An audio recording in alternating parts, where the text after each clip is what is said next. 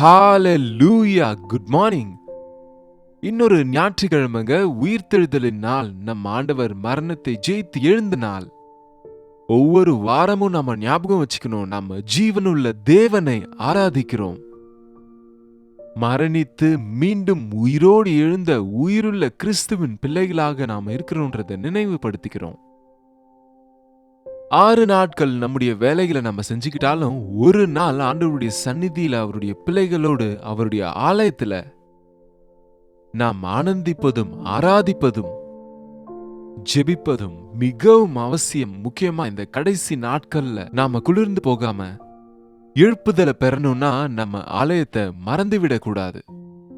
வாங்க, ஆலயத்துக்கு போறதுக்கு முன்னாடி ஒரு சிறிய தியானம். பரிசுத்தரே, உமக்கு நன்றி ஆண்டவரே.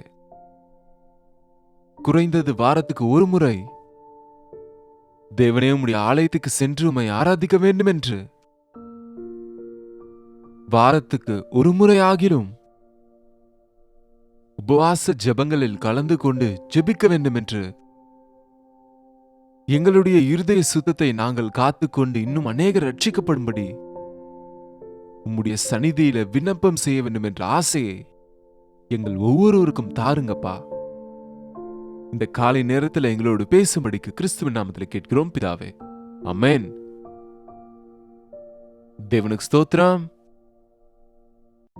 பிலிப்பியருக்கு எழுதின நிருபத்திலே பவுலுடைய மனதை பார்க்கிறோம்.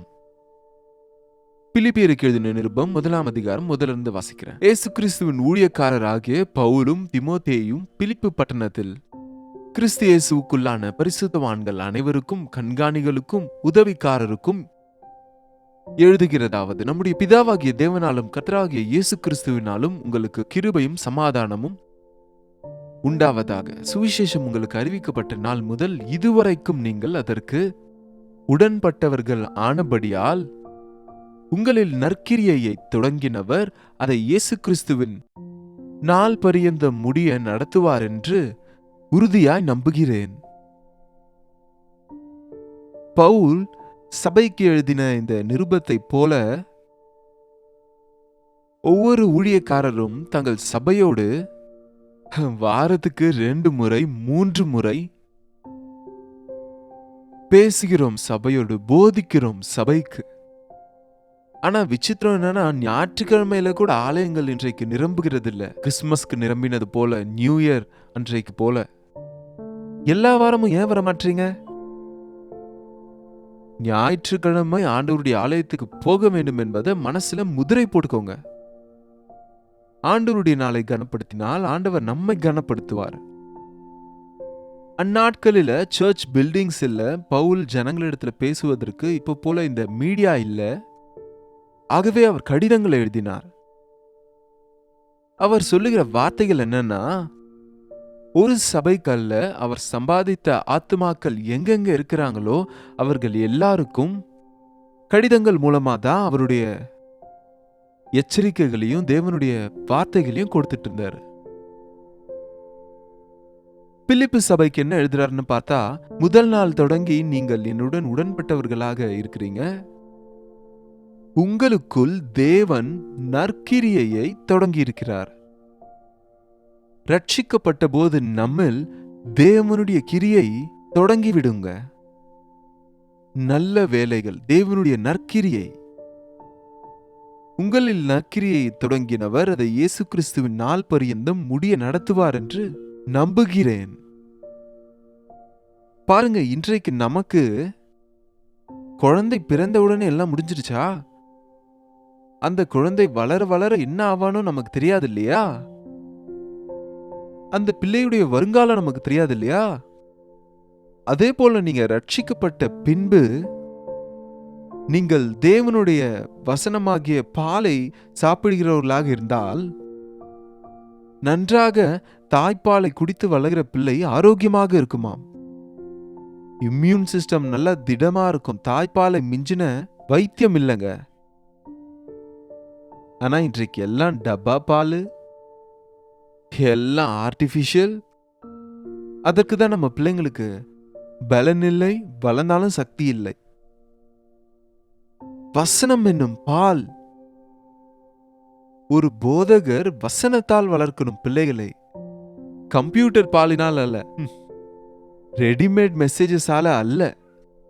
ஒரு தாய் பாசத்தோடு நேசிப்பது போல தன் பிள்ளைகளுக்கு செல்லம் கொடுத்து அவங்க எப்படியோ ஒரு விதத்துல ஆகாரத்தை சாப்பிட வேண்டும். தூங்க வைப்பாங்க பாருங்க தாய்மார்கள், அவங்க நேரத்துக்கு தூங்கணும். சின்ன பிள்ளைகளுக்கு தாய் தகப்பன்மார்கள் அடிக்கடி இதை செய்யாத, அதை செய்யாத, இதை செய்யாத என்று எத்தனையோ கற்றுக் கொடுப்பாங்க. அதெல்லாம் ஒருவேளை கடினமா இருந்தாலும் அது அவங்க பெரிதாகும் போது அவங்கள சிறந்தவர்களாக்கும். இன்றைக்கு சபைகளில் இருக்க விசுவாசிகள் சரி செய்யப்படணும்ன்ற ஆசை இல்லை. ரட்சிக்கப்பட்ட உடனே என்னுடைய அருமையான சாட்சி இருக்கிறதுனால எங்க வேணாலும் என் இஷ்டப்படி நான் போய் அதை சொல்லுவேன். ஒரு 4-5 வருஷம் ஆண்டவருடைய ஆலயத்துல உட்கார்ந்து ஆண்டவருடைய வசனத்தை கேட்டு இருக்கிறதுனால, எனக்கு கூட வசனம்லாம் தெரிஞ்சதுனால இப்ப நானே போய் வசனத்தை சொல்லிடுவேன், சபைகளை ஸ்தாபித்திடுவேன் என்பது போல இன்றைக்கு இருக்கிறத பார்க்கிறோங்க. உங்களில் தொடங்கப்பட்ட நற்கிரியை கர்த்தரின் நாள் பரியந்தும் தொடருங்க. தேவன் செய்கிறார் உன்னில் கிரியையை, நீயே செய்து கொள்ள வேண்டிய தேவையில்லை. உனக்கு தேவையானது எல்லாம் அவர் ஆயத்தப்படுத்துகிறார். உன்னை எப்போ எங்க அனுப்பணும், உன்னை எப்படி பயன்படுத்தணும் அவருக்கு தெரியும். சபையில் இருக்கிற ஒவ்வொரு விசுவாசியும் ஆண்டவருடைய கரங்கள்ல பயன்படுவான். ஒரு முறை இயேசு கிறிஸ்துவின் ரத்தத்துல கழுவப்பட்டீங்கன்னா, அவர் உங்களை வாங்கினார்னு சொன்னா அவர் உங்களை நிச்சயம் பயன்படுத்துவார். அநேகர் ஒரு நிலைக்கு வந்த பிறகு இது போதும் என்று இருக்கிறாங்களே தவிர, இயேசு கிறிஸ்துவின் சாயலுக்கு நான் மாற்றப்படணும், அவருடைய சித்தத்துல இணைய வேண்டும், அவருடைய சாட்சியாக வாழ வேண்டும் என்ற ஆசை இல்லை. என்ன வந்துச்சு, சர்ச்சுக்கு போயிட்டு வந்தான்னுவாங்க. என்ன வரணுங்க? உங்களுக்கு தெரியாமலேயே உங்களில் பெரிய மாற்றம் நடக்குது. நீங்கள் புதிதாக்கப்படுறீங்க. நீங்க திரும்பி பார்த்தா உங்க பிஹேவியர்ல, உங்க ஆசைகள்ல, உங்க கோரிக்கைகள்ல, உங்கள் நிதி சம்பந்தப்பட்ட சூழ்நிலையில, உங்கள் ஆரோக்கிய சூழ்நிலைகள்ல தேவனுடைய ஆலயத்துக்கு போறவங்க செழித்து கொண்டே இருப்பாங்க.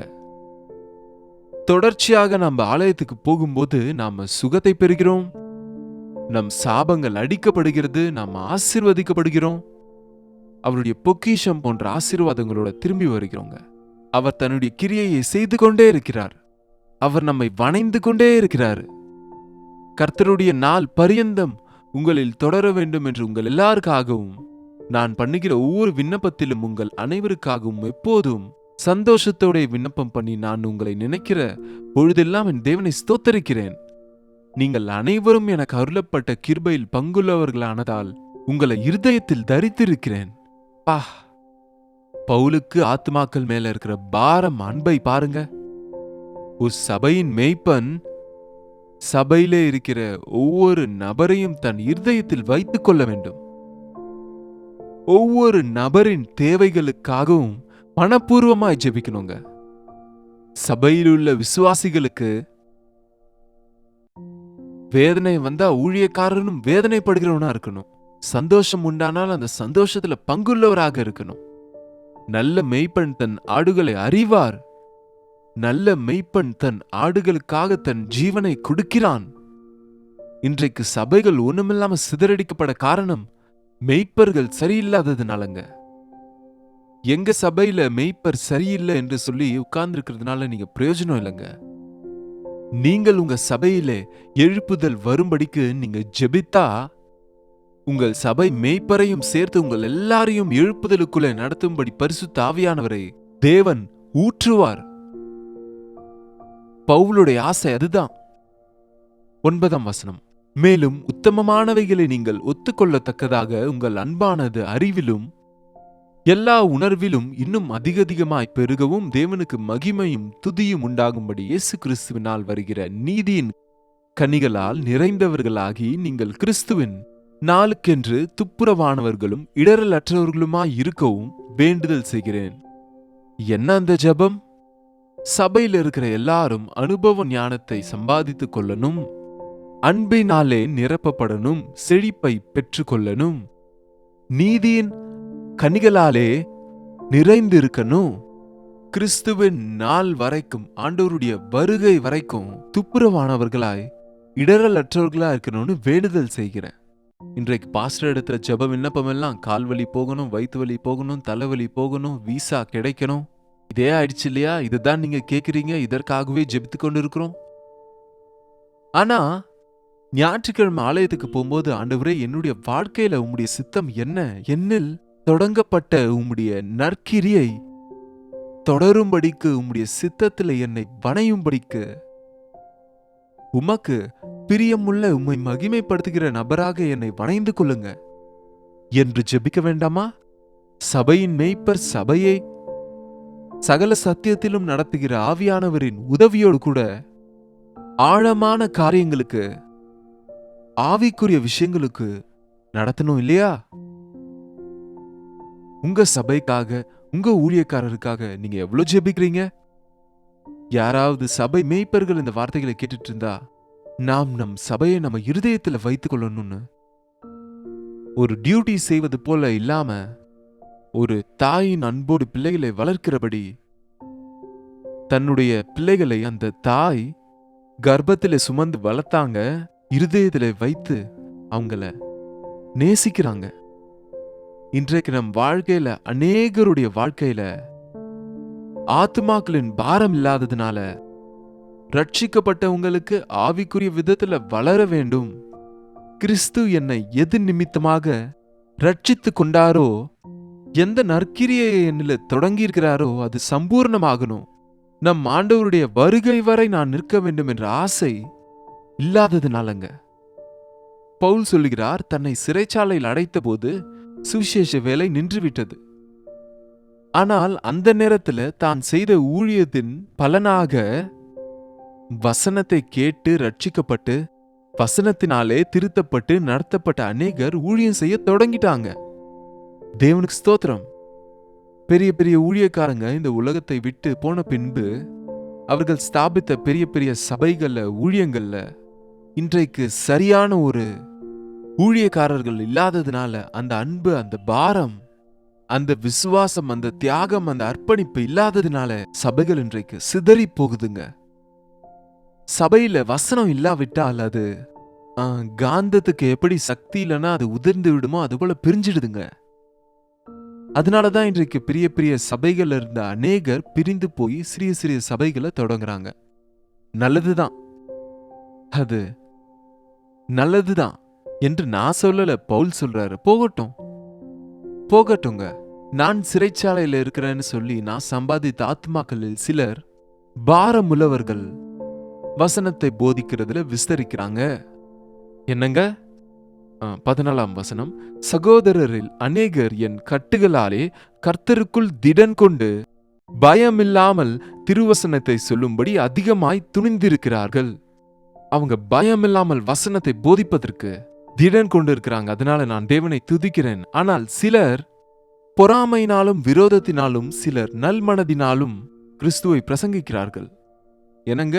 சிலர் நல்மனதால அந்த பாரத்தோட செய்யறாங்க, சிலர் போட்டிக்கு செய்யறாங்க, சிலர் விரோதத்தோட செய்யறாங்க, சிலர் பொறாமையோடு செய்யறாங்க. இன்றைக்கு இது எவ்வளவு உண்மைங்க.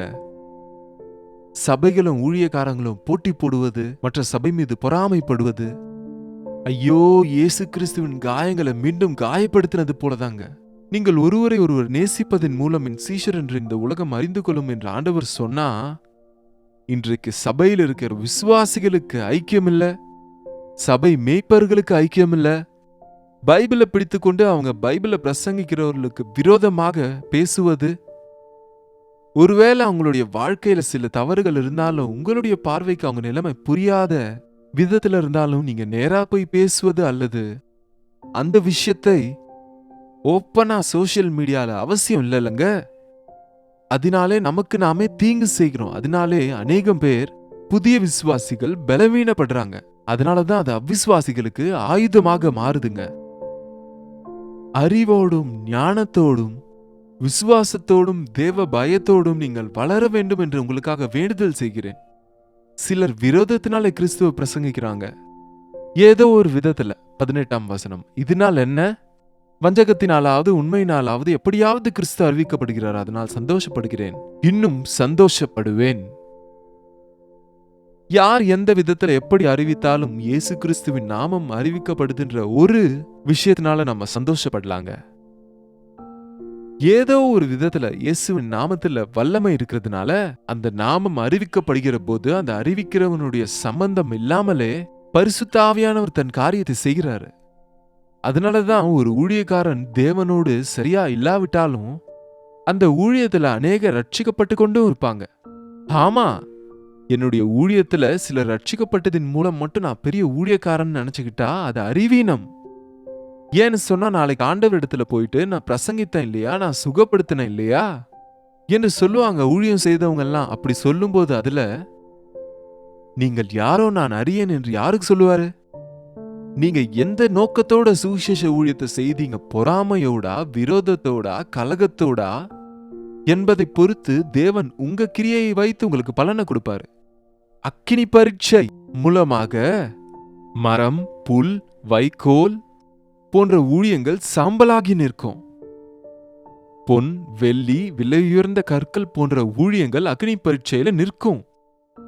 ஆகவே விமர்சிக்கிறவர்களாக நாம இராம நம்மை நாம் விமர்சித்து கொண்டு நம்முடைய ஊழியமும் நம்முடைய சபையும் எப்படி இருக்கிறது என்று நம்மை நாமே பரிசோதிக்கும்படிக்கு ஆலயத்துக்கு சென்று மற்ற சபைகளை விமர்சனம் செய்யாமல் எடுத்தெறிஞ்சு பேசுகிறவர்களா இராம இயேசுவின் நாமத்தை தரித்திருக்கிற ஒவ்வொருவருக்காகவும் நாம பாரத்தோட ஜெபிப்பது, சபையெல்லாம் சேர்ந்து ஜெபிப்பது, ஊழியக்காரர் எல்லாருக்காகவும் ஜெபிப்பது எங்க சபையில நாங்க கற்றுக் கொடுக்கிறோம். நம்ம எல்லாரும் கற்றுக்கொள்வோம். பரிசுத்த ஆவியின் காரியங்கள் உலகம் எல்லாம் பார்க்க முடியும். ஜெபிப்போம். பரிசுத்தரே, அன்பான தகப்பனே, அன்பு எங்களுக்கு கொடுங்க, ஐக்கியத்தை எங்களுக்கு கொடுங்க. தவறுகளை சுட்டி காட்டுகிற விமர்சிக்கிற மனது எங்களுக்கு இல்லாமல் அவர்களை நாங்கள் திருத்தும்படிக்கு, தவறான வழியில் இருக்கிறவங்க சரியான வழியில் வரும்படி நடந்து கொள்ளும்படிக்கு, தேவனுடைய நற்கிரியை அவர்களில் தொடரும்படிக்கு, பரிசுத்த ஆவியின் காரியங்கள் நடக்கும்படிக்கு இந்த கடைசி நாட்களில் இயேசுவின் நாமத்தை தரித்திருக்கிற, இயேசுவின் நாமத்தை ஆராதிக்கிற உலகெங்கும் இருக்கிற உலகளாவிய சபையில பெரிய எழுப்புதலை உண்டாக்கி பின்மாரியை நீர் பொழிந்து பெரிய ஆத்தும அறுவடையை அறுக்க எங்களுக்கு உதவி செய்ய வேண்டும் என்று கிறிஸ்துவின் நாமத்தில் ஜெபிக்கிறோம் பிதாவே, ஆமென். பிதாவாகிய தேவனுடைய அன்பும் குமாரனாகிய இயேசு கிறிஸ்துவின் கிருபையும் பரிசுத்த ஆவியானவரின் அந்யோன்யமும் ஐக்கியமும் கூடி வந்திருக்கிற நம் அனைவருக்கும் இப்பொழுதும் சதா காலமும் துணையாயிருப்பதாக, ஆமென். தேவனுக்கு ஸ்தோத்திரம். உங்களுடைய ஜெப விண்ணப்பங்களுக்கும் பாரங்களுக்கும் 8939801234 என்ற நம்பருக்கு எந்த தேசத்திலிருந்து பார்த்து கொண்டிருந்தாலும் ஒரு வாட்ஸ்அப் பண்ணுங்க. உங்களுக்காக நாங்க ஜெபிக்க ஆயத்தமா இருக்கோம். டாக்டர் ஜெயபால் மெயின் யூடியூப் சேனல்ல 2வது ஆராதனையில தமிழ் மற்றும் தெலுங்கு மொழியில நீங்க ஆண்டவருடைய வசனத்தை கேட்கும்படி லைவ்ல எங்களோட நீங்க சேர்ந்து கொள்ளலாம். கர்த்தருக்கு சித்தமா இருந்தா நாளைக்கு இதே நேரத்துல அனுதின தியான நிகழ்ச்சியில மீண்டும் உங்களை சந்திக்கிறேன். அதுவரை கர்த்தருடைய கிருபை உங்களுக்கு துணையா இருப்பதாக.